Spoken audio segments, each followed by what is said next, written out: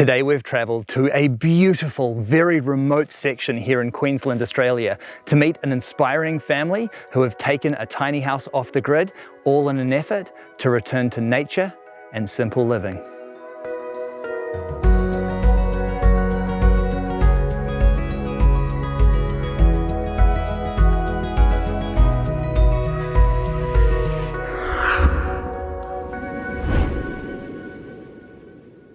Hey Di, how are you? Good, thanks. Welcome to our home. It's lovely to be here. G'day, Bryce. Steve. How you doing, mate? Yeah, very well, thanks. Good to meet you too. It is awesome to be here. And what an incredible place you've got here. Yeah, we love it. We love living here, don't we? First of all, this is really off the beaten track. It was quite an adventure getting here. That's one of the reasons we love it. It's really out of the way. It's super peaceful. Yeah. Coming up that four-wheel drive track, I just kept thinking to myself, how on earth did you get a tiny house here? With lots of help from friends. It was a big day. Yeah, it took us a long time to get it just up the four-wheel drive track, and then we just took our time to get it down. And actually, we placed it in place and didn't move it. After that, we parked it first time up. It was just, we had it marked out. So it was, once we got it down the hill, it was all good. Amazing. And what an incredible location now that you're here, though. The views just stretch for miles, don't they? Yeah, we're very lucky. We were pretty keen on getting that north aspect. So we get the sun rising in the east up here and then goes right the way across to the west. So we get the full spectrum all the way through the day. So it's great. Good for solar power. Definitely, because you are off the grid with this house as well, aren't you? 100%, yeah. Yeah, you'd need to be out here. Yeah, full solar power. We collect our own rainwater and that's it really. Yeah. How did you even find this place? Because it's really remote and really quite off the beaten track. It was through a friend. We feel very grateful to have been introduced to the landowner and that he's happy for us to be here. It's everything that we wanted, because we had an amazing last property as well. It's just it was quite close to town and we wanted to be immersed in nature.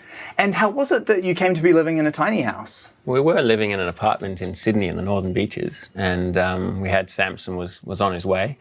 Rent was going up over there, so we wanted to have autonomy at owning our own place, and also getting off the grid was a big thing for us, and reducing costs so I didn't have to be a slave to work, so I could be here with Samson when he was growing up and support Di in that process. So that was the major factor. Yeah. Yeah, because I was going to be dropping my salary, the yoga school in Sydney, to be able to have our son, and I didn't know how we'd make that work financially. So moving into a tiny house, being up here, I've been able to be with him the entire time. So it's taken the pressure off, and for family life, it's been amazing. And Steve, you're a carpenter and you built this home yourselves, didn't you? Yeah, with a little help from family and friends, and obviously Di. Whilst being very pregnant. Very pregnant. Yeah. It was a great process, actually. We had a lot of materials gathered up from building sites, so a lot of the house is recycled materials. In fact, the whole deck structure is completely recycled. So it's been really good being able to, repurpose all those materials. And it also saves financially too. Yeah. If you're doing that yourself. No better way, I don't reckon. Absolutely. Yeah, it's been perfect. Even all the windows and doors we salvaged from the timber yards in Sydney, sanded them back. Yeah. And what you've created here just looks so fantastic as well. And part of that comes from using those salvaged materials that just immediately put so much character into the homes. Yeah, it really tells a story, and it's fun looking around and knowing where they all come from. Some of the materials are from the Sunshine Coast and some from down in Sydney. So it's great that those stories have all intermingled and become the house that we live in. Yeah. Absolutely. And it's great that you've built this really nice outdoor area as well, because obviously it capitalizes on the great location, but it just also really extends the living space. Oh, it's been essential for us, because this is our living space. We spend so much time out here. Inside is just a base for where we sleep and cook food, use the bathroom, but really this is where it is. And what are the dimensions of this home? So it's a 7.2 metre by 2.5, and we've gone the full height into 4.3, or just under. So that's the regulations for us for towing on the road. Great. And 3.5 tonnes. It had to be 3.5 tonnes because we towed it behind our own car from Sydney. Right. So we had to be within all those dimensions. Well, it's such an important aspect of tiny house living, isn't it? The ability to remain mobile, and it's so frequently overlooked in designs. Yeah, but it's been hugely important for us because when we first got to the Sunshine Coast, we lived on a community farm. That was our first introduction, and how we're going to live off grid, what's it going to be like? And then we moved locations and stayed there for a few years. And it was perfect for us at the time, but then it became, there was just too many people around. Yeah. It's brilliant that you've got the fire pit there as well. Yeah, during these months, it's great to be outside and have the fire. We used to have it just down the hill a little ways, but now that it's close to the house, most weekends we'll have a fire both nights, and even sometimes during the middle of the week we'll have a fire. And so it really draws us outside under the stars and keeps us connected out there. Yeah. Well, everything you've created here is just so cool. I'm personally amazed that you've managed to set this up in this remote location, and I cannot wait to see what you've done on the inside. Can we check it out? Let's check it out. Let's go. Thank you. Hey, this is really nice. You have added a lot of really cool design and flair elements in this space, eh? I can see you've had a lot of fun playing in here. Yeah, well, I guess the size is such a challenge when we're designing it. So we wanted to have enough space down here, but still enough space upstairs as well. So we've done things like the bed lies on slats above your head, and then we have the storage up here through the joists as well, just to add extra storage, because in a tiny house, obviously storage is a thing we have to battle with, especially with 3 of us living in here. But yeah, it seems to work well. And being in here, one of the things that I just immediately notice about this home is just how open to the outdoors you've kept it. Yeah, it was one of the important things for us. We knew being in a small space, we wanted a lot of light coming in, and we wanted that feeling of space. We don't like being in small space. We've lived in buses and things before, and we really like the outside. So the more of that we could invite in, the better. I love the way that you've used the crates here for the book storage as well. That was a little funky design. I just quite fancied the look of the crates. And we had recycled materials. They actually came from a place in Noosa, those materials. Right. And so we just repurposed them to make crate-looking bookshelves. So we fancied the look of that. So it was fun cutting the handles and things into them as well, so they actually looked like they were crates once upon a time. Yeah. And nobody will know except if we told them all now. on the video, but I would have never known. I thought they were actually real crates. Yeah. Very cool.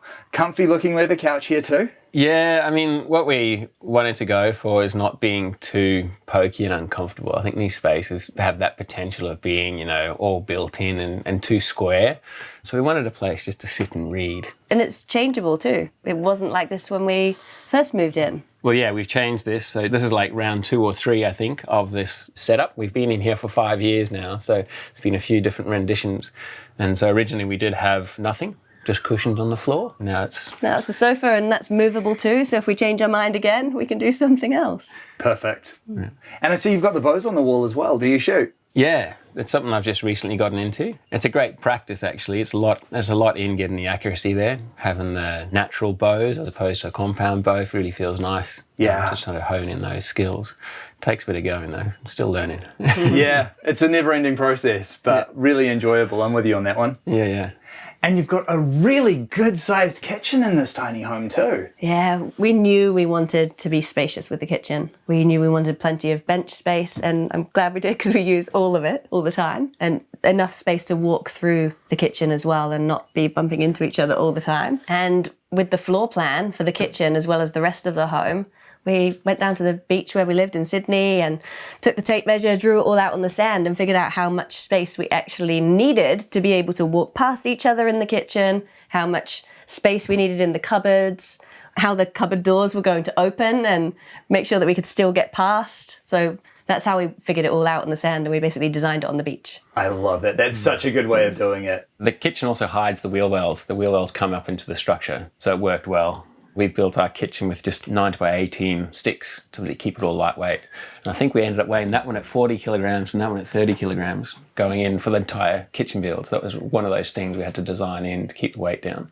Great job. That's really well done. And I'm so glad that you prioritized so much of the space with this kitchen as well, because family life just revolves so much around the kitchen, doesn't it? Oh, it totally does. And we're always in here making our meals, and apparently I use every dish in the house for every meal. Yeah, it's covered, it's everywhere, and yeah, it's the hub of the house. Yeah. It also gave us a good excuse to hide some clothes away. There's no wardrobes in the place, and there wasn't really a great place to put wardrobes, so the kitchen cupboard became the wardrobe space. That makes sense, because you have built a lot of storage into this kitchen. Yeah, and it works well for that. So you get all the dishes and things in, and then also a few clothes.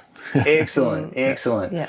And the bench tops in here are beautiful. What's this timber? I actually don't know what that timber is. It came off a job in Sydney that we were doing.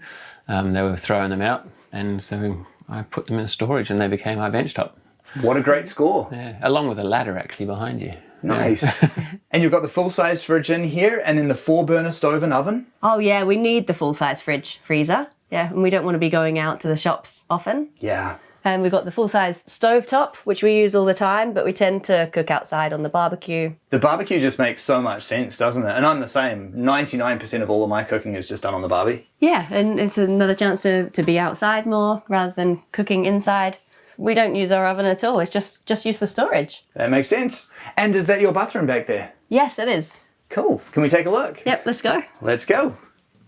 Very compact bathroom design, but all the important stuff's there. Yeah, it's exactly what we need. We don't need any more space than we've got in here. When we figured it out on our beach plans, when we drew it out in the sand, we knew how much we needed for the toilet, the shower, and that's it. Yeah, we just kept the size to standard building materials. That 900 shower is pretty standard size. And then the toilet, we just went for a real simple $20 bucket. It works extremely well. You can't beat a bucket system, eh? Yeah. They're bulletproof. Yeah, they just work. Yeah. Yeah, And you've got plenty of space here to take care of all of the composting and everything too. completely. It was one of the things that was surprised us when we first moved in, actually, at how simply that compost waste breaks down. The ground just loves it. The worms are in there before you know it, and it all just breaks down and does its thing. So, yeah, it's great. Being in a hot climate really helps with that as well. And then upstairs we've got the sleeping loft. Can we take a look at that? Yes. Yeah, let's do it. All right.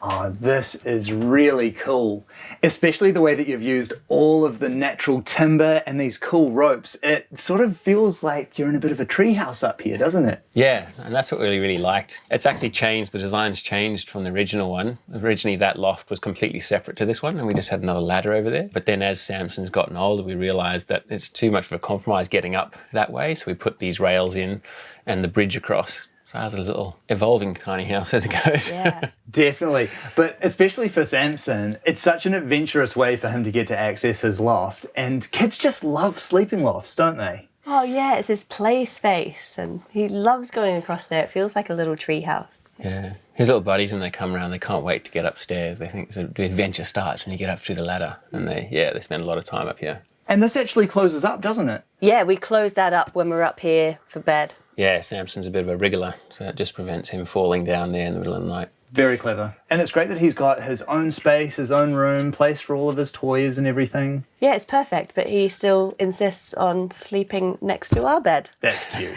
But it felt important to us to get his room ready for him. Yeah, we put his room together about a year ago, and he's not spent one night in there yet. Right. He just loves being close to us. Yes. Oh, that is cute though. It's lovely, is, yeah, we yeah. love it. And You've we're got to not- treasure those times while they're young, eh? So special. Absolutely, it won't last forever. Yeah. I'm sure he won't be sleeping there when he's 60. Well, you'd hope not. But yeah. And up here, it's great to see you've got all of the windows as well, so you get the beautiful views and really nice ventilation in this loft as well. Oh, it works so well. We keep these windows open day and night year round. Yeah, and it was an important part of the design as well. With the window next to you there, it opens up from the top as well, so it allows all the hot air to get out during the summertime. Yeah. And then in the wintertime, we can close it all down, close the curtains, and it really retains the heat in here. So we don't have any heating or cooling in the house. It just all flows naturally. If you can design it well enough to all work passively, that's absolutely the best way to do it. Yeah, and it's also inexpensive as well. The recycled windows, just choosing the right ones and putting them in the right spots, it works well. Yeah. Yeah. And what you've done here with the bed is especially clever. Yeah, well, what we realise is that this height up here is always a compromise in the tiny house, is how much room you get downstairs versus upstairs. And so with the bed, it needs to breathe. So we've just put slatted floor down underneath the bed, which becomes the bed base. And that gives us the extra sort of couple of 100 millimetres above head when we're actually in the bed up in the loft. Makes a big difference. It makes a huge difference, yeah, as opposed to being crunched down and not being able to sit up versus being able to sit up, yeah. So you've been living in this tiny house for 5 years now. How's it all working out for you? Yeah, going really well. We love living here still, don't we? Oh, it's perfect. It's everything that we want. It allows us to move around to locations that we want to be. Yeah, and we've done a fair few renovations, if you like, just refits of different things to make it work for our growing needs. Our little boy's growing all the time and he needs different things, so we change the space to work accordingly. Yeah, it will keep evolving, I'm sure. Now, living this way, when I come home, it feels like we're coming to a retreat, and it allows my nervous system to settle and drop into this nature space. And also, I've become more aware of how much we do actually consume. in the rainy season up here, sometimes it rains for like a couple of weeks at a time, and you realize how much power you're using. Whereas when you're plugged into the grid, it doesn't matter. You can just keep on charging through whatever it is. But here you have to be conscious of the power that you're using, because if you're not, then you have to do something about getting that power back in. But that's a beautiful balance as well. It feels like we don't need a big tank because the rain keeps on falling, and it's not hard to live on rainwater in a small tank. It works. And can we talk about the cost that was involved in building this home? Yeah, well, we've used a lot of recycled materials. And I think when we tracked it, it was about $40,000 that we spent on it. That's amazing. Yeah, we're very, very lucky with the materials that came across our path. Took a bit more work working with those materials, but that was our own labour. Yeah. And what we did spend the money on was all the gear that makes it work. So all the solar gear, we've gone for the Vitron gear, the really good stuff. And the trailer was hot dip galvanized as well, just so it'll last for years and, not have to worry about that again, because it's just going to be under there forever. Yeah. And so, yeah. And you're well settled into not only the house, but also this incredible parking spot now. So what does the future hold for you both? That's a good question. We just love living here simply, actually. We're settling in more and more. We haven't been through a full annual cycle here just yet, so we're only just getting to know the place well. The locals, the birds, are all starting to settle in with us here too. We've got 2 little resident magpies, and we're starting to see the changes in that story that flicks through the year. Yeah, I feel like we're starting to be accepted within the landscape here now. We love it, so more of that. Well, this really is such a beautiful home that you've created for yourselves here. I love the adventure that it took to get to this place. And now that you're settled in, I just can't imagine a nicer spot to be. Thank you so much for sharing it with me. Thank you, Bryce. Thanks for coming to the show. Pleasure's all mine. What Di and Steve have created here is something incredibly special. I think now more than ever, so many of us are feeling this yearning to return to simplicity and nature, and that is exactly what they have done in this space. This is just beautiful to sit back, to soak in this incredible landscape, and to have a beautiful off-grid home to take full advantage of this incredible position. It's a dream.